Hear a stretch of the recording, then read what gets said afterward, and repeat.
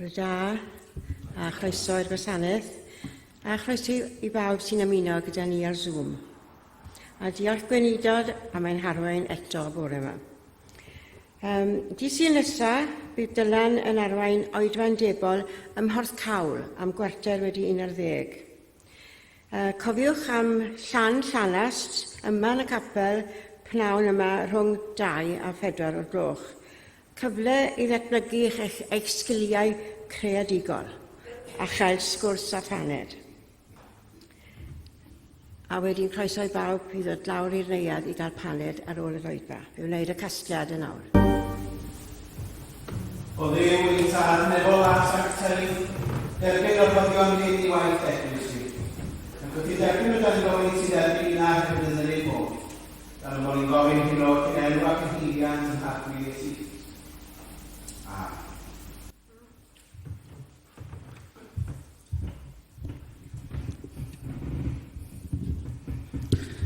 Bore da.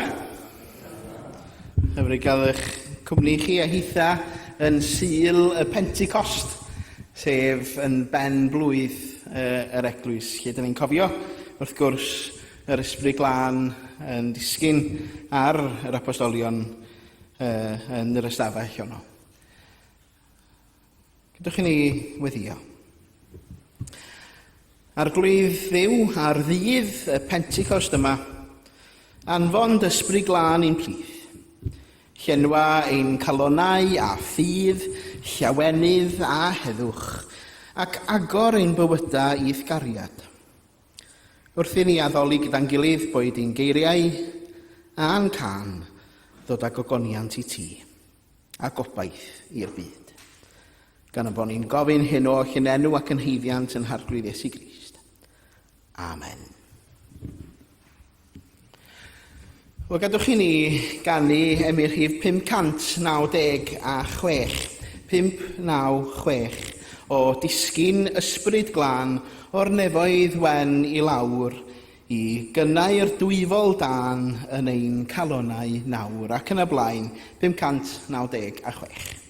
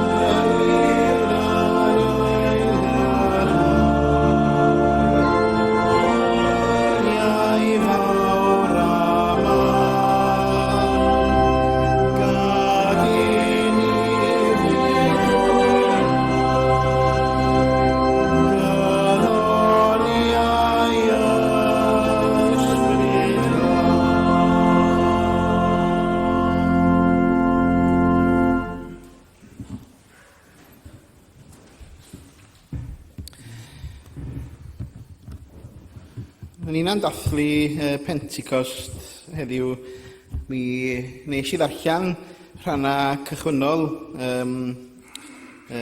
o'r actau 2 wythnos diwethaf, ond dwi am atgoffa'n hunan o'r bedair adnod cyntaf, ac yna fyddai'n mynd I ddiwedd y benod honno ar ôl araith Pedr roedd y gredinwyr I gyd gyda'i gilydd ac yn rhannu coenonia a'n gilydd. Mae hwnna'n air, da ni gyd yn gyfarwydd ago ers dipyn bellach y coenonia cymdeithas o gredinwyr. Felly, gadwch I ni wrando ar y darllenadau hynny. Ar ddiwrnod dathlu gwyl y Pentecost, roedd pawb gyda'i gilydd eto, ac yn sydyn dyma nhw'n clywed sŵn o'r awyr, fel gwynt cryf yn chwythu drwy'r stafell roedden nhw'n cyfarfod. Ac wedyn roedd fel petai rhywbeth tebyg I fflamau tân yn dod I lawr ac yn gorffwys ar ben pob un ohonyn nhw. Dyma pawb oedd yno yn cael eu llenwi ar ysbryd glân ac yn dechrau siarad mewn ieithoedd eraill. Yr ysbryd oedd yn ei galluogi nhw I wneud hynny. Roedden nhw'n dal ati o ddifri, yn dilyn beth oedd yr apostolion yn ei ddysgu, yn rhannu popeth, yn bwyta a dathlu swper yr arglwydd, ac yn gweddio gyda'i gilydd. Roedd rhyw ymdeimlad o ryfeddod dwfn yn eu plith nhw. Roedd yr apostolion yn gwneud gwirthiau rhyfeddol oedd yn dangos fod Duw gyda nhw. Roedd pawb oedd yn credu yn teimlo I bod nhw'n un teulu ac yn rhannu popeth gyda'i gilydd. Roedden nhw'n gwerthu ei eiddo mwyn gallu helpu pwy bynnag oedd mewn angan. Roedden nhw'n dal ati gyfarfod bob dydd yng Nghwrt y Deml ac yn bwyta a dathlu swper yr arglwydd yn hau gilydd, yn llawen a hael. Roedden nhw'n moli Duw ac roedd agwedd pobl tuag atyn nhw yn bositif iawn. Roedd mwy a mwy o bobl yn ymuno â nhw ac yn cael eu hachub gan Dduw bob dydd. O bendith Duw ar y darllian a'r gwrando ar yn cyfar ni bore yma. Gadwch I ni barhau yn yn hoddoliad drwy ganu am yr rhif 589, 589. Ysbryd graslon rho I mi fod yn raslon fel tydi. Disgym siarad yn dy iaith boed dy ddelw ar fy ngwaith. Gwna'i holl addfwynder foes, ddweud wrth eraill werth y groes. Ac yn y blaen, 589.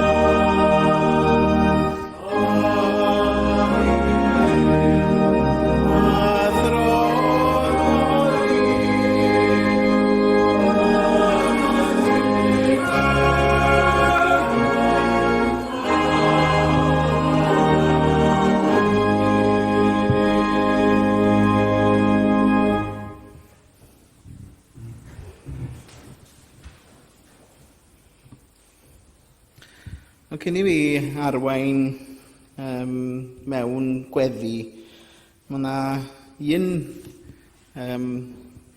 darn o farddoniaeth ydw i'n dod ati pob Sul y Pentecost. Ac ydych chi wedi chlywed hi o'r blaen, ond mae'r wastad pam da ni'n edrych ar y newyddion, ffordd mae newyddion yn cyrraedd ni mor gyflym, gweld stad yn byd ni.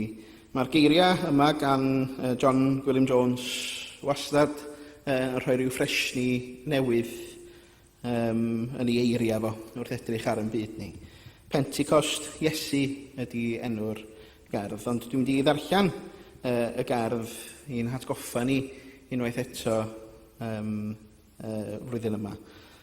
Ac yna fydden ni'n harwain ni mewn gweddi. Pentecost Iesu. Yn Jerusalem ein heddiw ni, clywir côr o ieithoedd. Clywwn dafodiaeth ydy ffydd a geiriau esmwyth y glastwrin glwth. Parabl y di-dduw a'r di-ddim, a lleferydd yr amheuwr a'r sinig a'r penboeth gwyllt. Ac yn y carbwl llafar hwn, mae clustia plant ein strydoedd yn drysu, a'i llygad ar y lluniau yn ei sgrin fach gyfrin. Gwaith beth yw hi ym Pentecost ein crefyddau. Bydd gan y Mwslim ddirgel fantra yn ei blig, a'r bwdydd ei fyfyr, a'r Hindw ei berlewig. Ninnau yn ein Salem a'n Sowar yn annibynwyr chwyrn, a mae gennym nina ein cystrawen dwt. Y Methel, y pentra nesaf, clywyn acenion per ein presbyteriaeth, a chan deryngarwyr capal einon ei deddfol ddefodol fedydd. A bydd plant ein strydoedd yn drysu mwy ymhlith y lleisia, a sydd o'n ddyfnach i'r lluniau bach ar ei sgrin gyfrin. Ond yna rhyw ddydd, daw'r ysbryd, I ffrwydro a'i dan drwy'r pelydra a'r ddogma ddall, gan roi I ni ei iaith newydd. Iaith y gwneud fydd hon, nid iaith y dweud. Iaith y ffydd, nid iaith y diwiol gredoau. Enwau a fydd yn drigaredd, ansodd eiriau maddeuant, idiomau gras a chymwynas, a berfain gyhyrog gan gariad. Hon yw iaith yr actau tosturiol, y bydd pawb yn ei deall. Parthiaid a mediaid ac elemitiaid, y cychod brau, a ffoaduriaid y pebyll pell. Canis iaith Iesu yw hon, a dawn plant yw deall, petai ni ond yn dechrau ei siarad hi.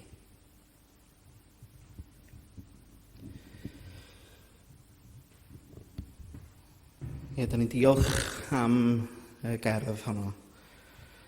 Gydwch ni weddio.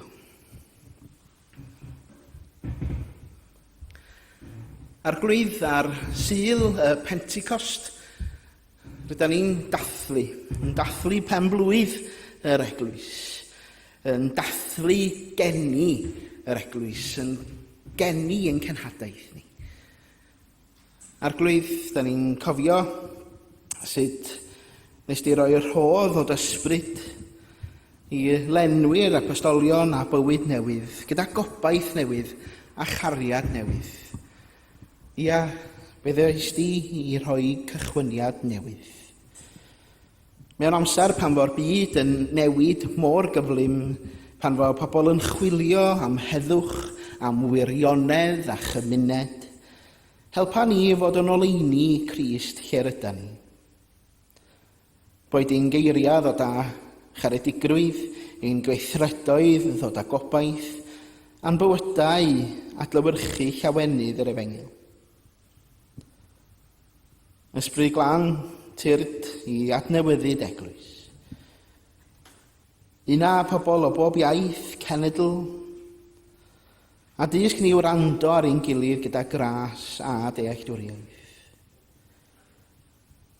Yn byd sydd weithiau'n llawn rhaniadau a sŵn, helpa ni adeiladu heddwch, cyfiawnder a chymod. Yn gweddio dros arweinwyr yn byd ni, dros y rhai sy'n gofalu am eraill, dros bawb sydd yn gweithio i wneud y byd yn le gwell. Bendithio rhai sydd yn dysgu,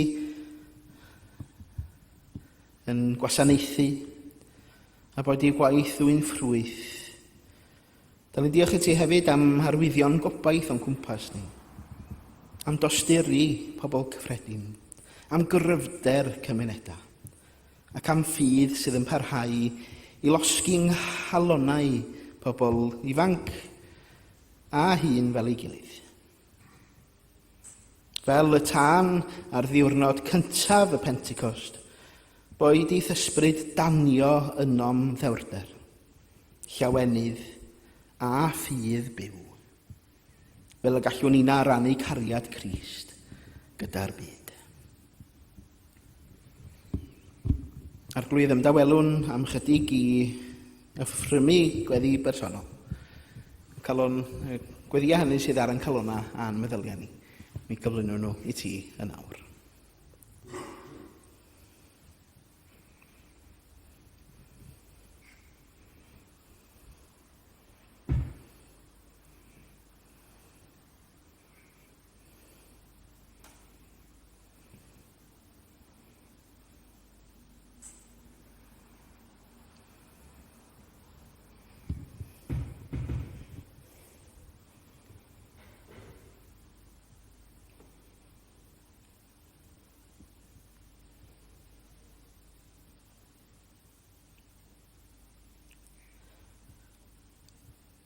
Boed i'r ysbryd a ddisgynnodd ar dy blant o arglwydd Dduw, ein hadfywio heddiw eto nes ceir yma eglwys fyw. Agor eto i ffyrdd yn Llydan, i holl angen dyn o hyd. Dyro i ni rym dy ysbryd fel y gwasanaetho'r byd. Arglwydd cliw yn gweddi ni felly, gan am bod ni'n gofyn hyn oll yn enw ac yn heiddiant yn harglwydd Iesu Grist. Yr un a'n dysgodd i weddio i ddweud gyda'n gilydd. Ein tad o'r hwnnw'r wyt yn y nefoedd, sang teiriau'r dew, deled y deyrnas, neler dewyllus, megis yn y nef, felly ar y ddeiar hefyd. Dyro i ni heddiw ein bara benyddiol, a maddau ni ein dylunio. Ac nac arwain ni brofedigaeth, eithyr gwared ni rhag y drwg, gan ei seiddo ti yw'r deyrnas, a'r nerth, a'r gogoniant, yn oes oesau. Amen. Wel, gadwch chi ni barhau drwy ganu am rhif 598, 598. Ysbryd y gorfoledd turdyn calon ni, beddaw can i'n henaid wrth dadnabod di. Cyfaredda'n hysbryd a llawenydd byw, nes i'n llwyr feddiannu cyfoeth mawr ein Duw. Ac yn y blaen, 598.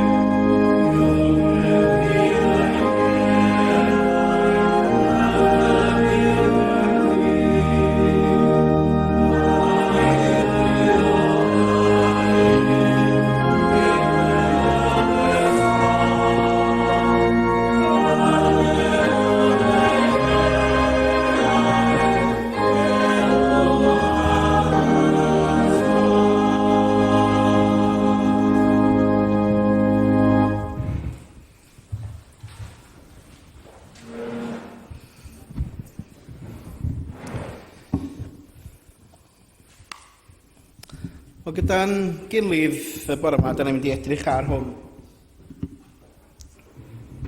Cacan. Reit. Cacan. Dwi'n siŵr iawn bod yna. Red velvet, dwi'n meddwl. Reit. Ond cacan pen-blwydd, mae'n ganwyll arno fe hefyd.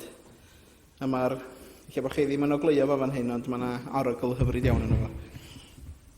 Mi geith rhywun hwnna gyda fi ar y ffordd allan, mae'n un arall hefyd. Ond, mae yna rhai arogla, pethau da ni'n ei aroglu. Mae nhw'n mynd â ni nôl i ryw bwynt yn dydi. Ryw bwynt penodol neu ryw le penodol. Dwi'n bod arogl ffres, bara ffres, enghraifft, mae hwnna wastad yn mynd â fi nôl pan o'n i'n mynd i becws yn Llanal Haearn ar gyrion Pwycheli, achos fan'na oedd y teulu i gyd yn gweithio. So mae ogla bara ffres wastad yn mynd i fi nôl i'r becws yn Llanal Haearn. Neu falle bod coffi ffres yn mynd â chi i ryw gaffi penodol, neu i'r gyfandir, ar y cyfandir hefyd, neu ryw glaswellt ffres wedi ei dorri. A mae arogl cacan pen-blwydd hefyd yn mynd â ni i ryw fan penodol, yr eising melys a'r olygfa ynde, canwylla yn toddi dros y gacan yn aml iawn. Mae'r canwylla wedi gwella ers pan o'n i yn blentyn, dyn nhw'n llosgi mor gyflym di mwy. Ond mae pen-blwyddi yn bwysig yn dydi, oherwydd mae o'n dathlu bywyd. Mae o'n nodi y diwrnod hynny. A dyna ydyn ni yn ei ddathlu heddiw. Ar Sul y Pentecost, da ni'n dathlu cychwyn newydd, bywyd yr eglwys. Nid adeilad, nid enwad, nid sefydliad, ond pobl Dduw. Wedi llenwi ar ysbryd glân. A dyna da ni'n ei ddathlu heddiw. Cyn y Pentecost, roedd y disgyblion wedi cloi hunan i ffwrdd yn dod. Roedden nhw wedi ymbellau oddi wrth y byd. A hynny oherwydd ei bod nhw'n ansicr, bod nhw'n ofnus, bod nhw'n edrych ar yr holl bethau oedd wedi digwydd i Iesu dros gyfnod y Pasg. Ond hefyd yn meddwl, wel, be sydd nesaf? Lle da ni'n mynd rwan ynde? Ar ôl y Pentecost, wrth gwrs, maen nhw'n mynd allan i'r strydoedd i gyhoeddi newyddion da Iesu. A dyna i chi gontrast ynde? Dyna i chi gontrast, bod nhw wedi cael yr hyder newydd yma drwy'r rodd yr ysbryd glân. Fe ddigwyddodd rhywbeth rhyfeddol ac anhygoel. Daeth ysbryd Duw arnynt fel gwynt a than, ac fe anwyd yr eglwys. Ac efallai mae'r ffordd dda o ddeall y Pentecost heddiw yn syml i mi ydy drwy y gacan pen-blwydd. Ac na i fynd â chi drwy y cynhwysion ar hyn sydd yn ffurfio'r gacan. Ond mae'r cynhwysion yn bwysig dydi. Dwi'n cofio, oedd mam yn cael pen-blwydd, ac fi a'n chwaer yn dweud, na ni gacan pen-blwydd. Reit, i mam. Oedden ni wedi gwneud o ambell i dro yn yr ysgol, achos oedden ni'n cael gwersi coginio yn yr ysgol. Ond dwi'n cofio beth yna fi'n dweud, na ni'r gacan. Ac ar ôl cymysgu y siwgr a'r blawd a'r menyn, ac yn edrych i fewn, yn rhoi o i fewn yn y popdy, y gacan ddim yn codi. A wedyn yn gweld mewn rhyw ddesgyl bach gyda ni ar y bwrdd bod y wya dal yna. Oedd y gacan yn disgyn y ddarna. Doedd yn byd yn dal y gacan at ei gilydd. Peth pwysig iawn ydy gael wya mewn cacan medda nhw. Ond, ia, mae'r cynhwysion yn bwysig. Oherwydd os nad ydy'r cynhwysion i gyd yno yn rhoi balans i'r holl gacan, yna unai mae'n colli flas, neu mae'n disgyn y ddarna yn dydi. Ac o bosib yr hyn sy'n digwydd iddo fo bod yn cael ei daflu, Mae mam yn dweud, neis. Ynde? Ddim isio, wrth gwrs, torri calon ar un o ddau na ni. Ond yn Actau 2, rydyn ni yn gweld pa gynhwysion mae Duw yn ei ddefnyddio i greu'r eglwys yn dydyn. A cynhwysyn cyntaf ydy'r bobl ynde. Mae Luc yn dweud roeddent oll ynghyd yn yr un lle. Y bobl. Ni ddaeth yr ysbryd at unigolion ar wahân. Daeth at gymuned, ynde. Cymuned fregus, cymuned oedd ar chwal o bosib, ond cymuned oedd wedi dod ynghyd beth bynnag. Roedd Pedr yno, yr un nath wadu Iesu yn doedd. Roedd Thomas yno, yr un nath ama Iesu. Roedd eraill yno yn llawn tristwch, yn llawn ofn. Ac eto, nhw oedd y bobl nath Duw i ddewis i ddatgelu'r ysbryd glân. Dwi wedi dyfynnu dipyn ar waith Henry Newen dros y misoedd diwethaf. Ond dyma be mae'n dweud, community is the place where the person you least want to live with always lives. Hynny ydy, yn bod ni'n gyd ynde, yn bod ni'n gyd a'n gilydd, yn bod ni yn amherffaith yn aml iawn. Ond dyna werth y Pentecost hefyd. Nid yw'r Duw yn aros nes bod popeth yn berffaith cyn iddo fe anfon yr ysbryd glân.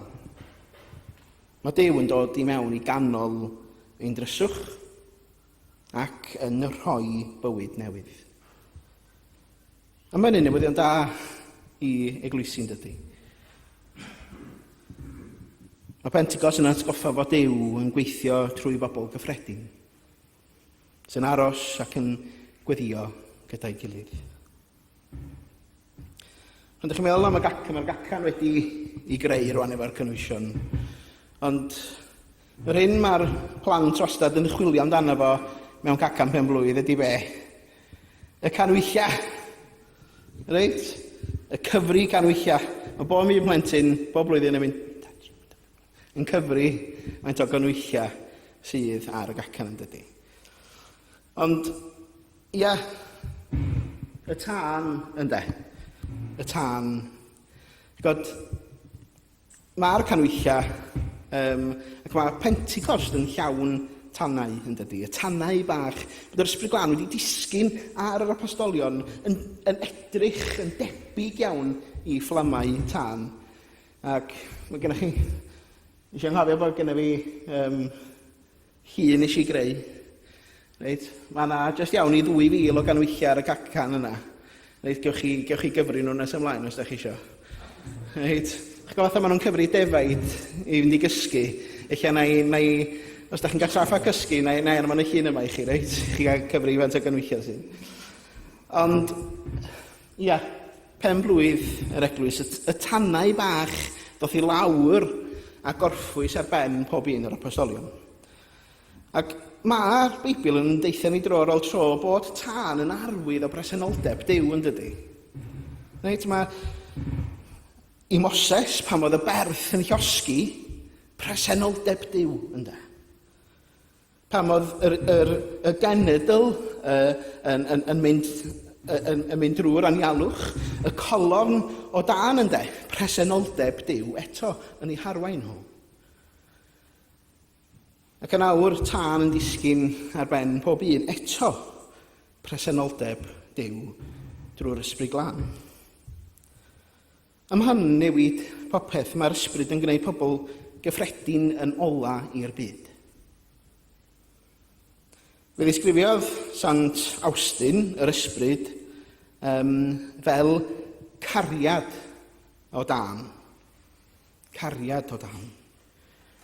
Nid tân casineb, nid tân dicter, nid tân ofn, ond tân o gariad. Mae llawer o danau yn llosgyn yn byd ni heddiw yn does. Dydy pob un nhw ddim yn danau cariad. Mae yna danau dicter. Mae yna danau rhaniadau. tanau ofn. Ond mae tân Duw yn wahanol. Yn llosgi balchder. Mae'n llosgi rhagfarn. Mae'n llosgi difaterwch. Ac yn ei law, ac yn ei le, daw tosturi, dewrder, caredigrwydd a chyfiawnder. Ar ôl gael y tân, wrth gwrs, be mae'r plentyn yn neud wedyn ydy chwythu y ganwyll. A na ni gymryd bod hon yn magic candle, reit, bod ti'n mynd i ail gynna. Reit.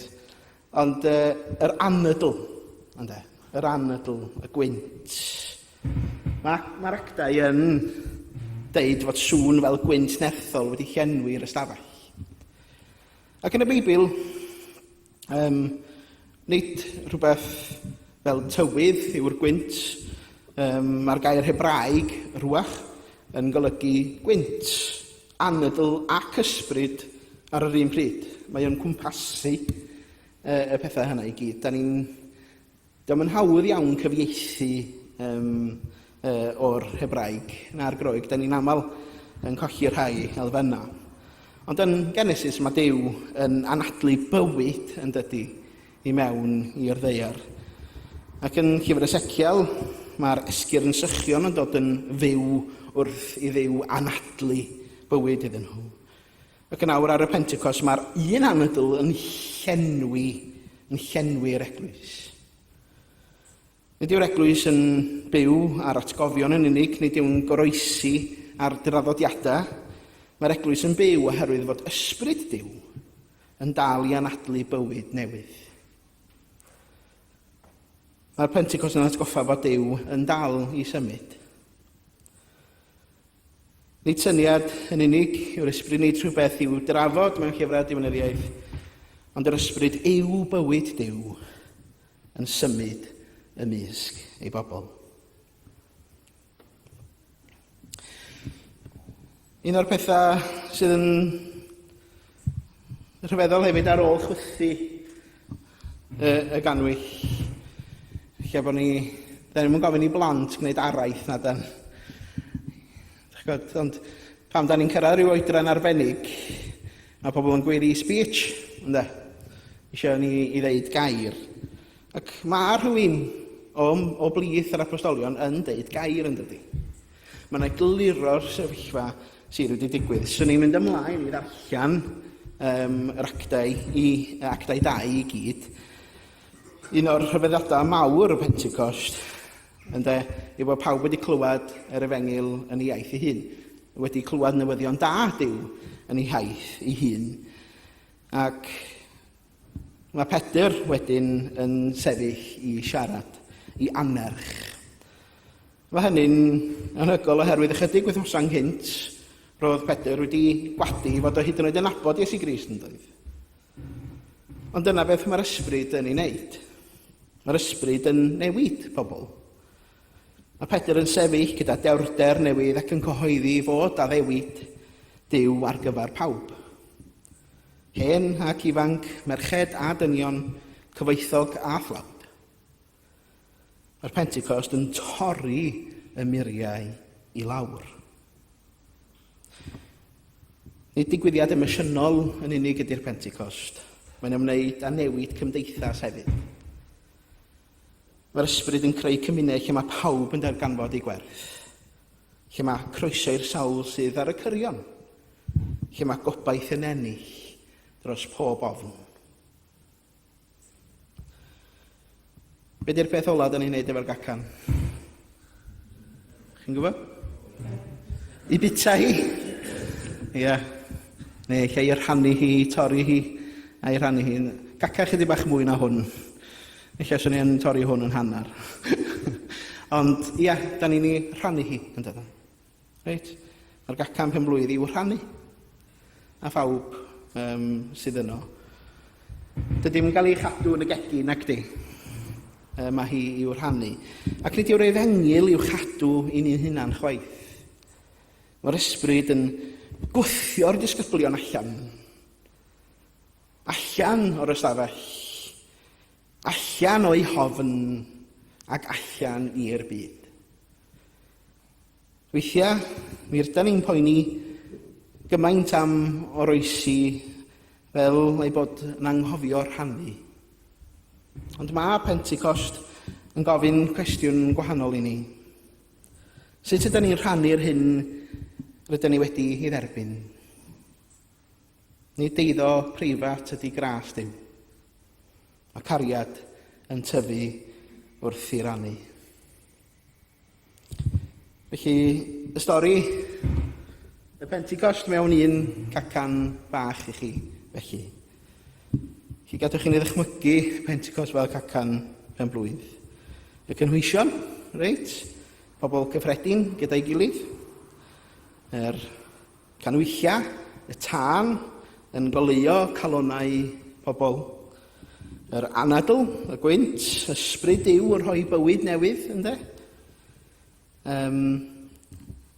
Ac yna, wrth gwrs, y rhannu y gacan ei hun, rhodd i rannu gyda'r byd. Ganwyd yr eglwys nid mewn grym na chyfoeth, ond mewn dibyniaeth ar yr ysbryd glân. Ac allai dyna lle mae adnewyddiad yn dechrau o hyd.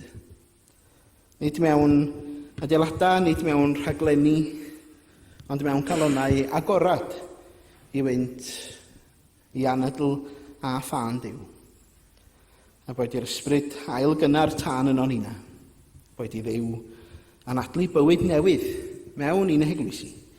A boed i'r byd flasu melyster gras Duw trwy'n tystiolaeth ni. Mwyn i enw. Amen.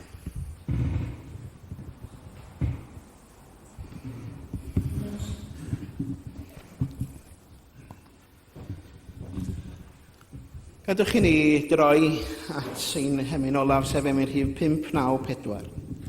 594. O na ddoi'r nefol wynt i chwythu eto, fel byn y dyddiau gynt drwy'n glad yn rhithro.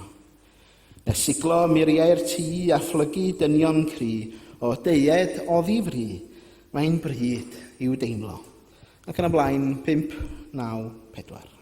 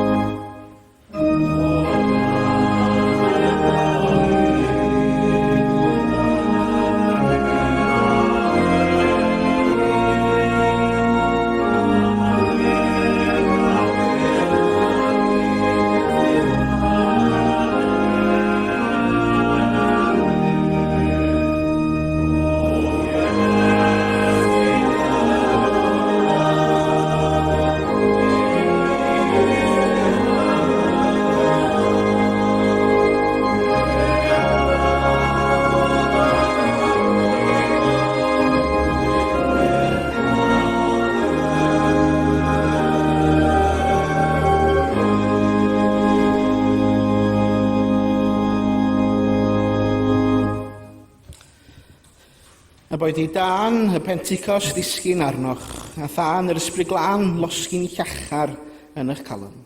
Bod i Dduw roi i chi ddewrder i dystio, gras i garu a heddwch i wasanaethu'r byd. A bendith Dduw holl eich hiog y tad y mab a'r ysbryd glân, a fo gyda chwi, ac a drigo gyda chwi bob amser. Amen.